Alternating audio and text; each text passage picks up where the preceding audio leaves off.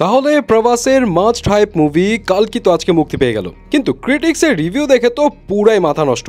মাথা নষ্ট এই কারণে নয় যে রিভিউ খুব খারাপ কিংবা খুব ভালো, মাথা নষ্ট হওয়ার কারণ হচ্ছে এক এক জনের সাথে রিভিউর তফাৎ পুরাই আকাশ পাতাল। যেমন তারানাদার সেই মুভিতে রেটিং দিয়েছে 4 আউট অফ 5, আরেকজন ফিল্ম ক্রিটিক সুমিক কারেল দিল 2.5 আউট অফ 5, আবার টাইমস অফ ইন্ডিয়া দিল 3 আউট অফ 5। এদিকে একদিকে সবাই একমত সিনেমার ভিজুয়ালাইজেশন পুরাই এক্সট্রাঅর্ডিনারি, যে লেভেলে ভিজুয়ালাইজেশনের কাজ ইন্ডিয়ান সিনেমাতে আগে কেউ দেখেনি, এবং শেষের 20 থেকে 30 মিনিটের ক্লাইম্যাক্স ছিল অস্থির লেভেলের, এবং শেষের ওই ক্লাইম্যাক্সে সিনেমাটা অন্য একটা লেভেল ছুঁয়ে ফেলে। প্লাস অমিতাভ বচ্চনকে যেভাবে প্রেজেন্ট করা হয়েছে সেটা এই মুভির অন্যতম প্রধান হাইলাইটের বিষয়। এছাড়া কামাল হাসানের প্রশংসাও সবাই করছে, কিন্তু ফিল্ম ক্রিটিক্সদের মধ্যে আকাশ পাতাল তফাৎ যেসব জায়গায়, তার মধ্যে একটা হচ্ছে সিনেমার কনসেপ্ট দেখানোর ভঙ্গিতে।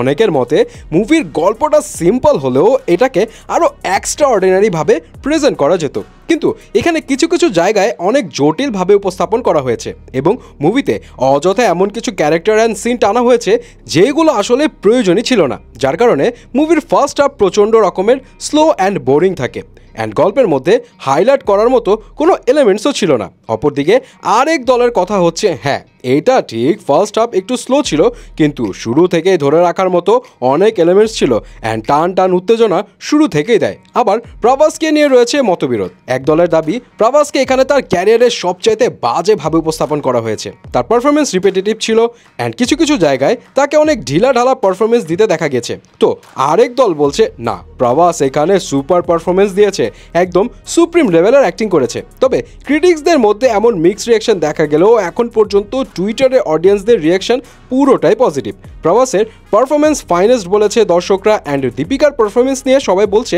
এই রোল সারা জীবন মনে রাখার মতো ছিল। তবে দিশাকে হুদাই নিয়েছে, এটা অনেকেরই মতামত।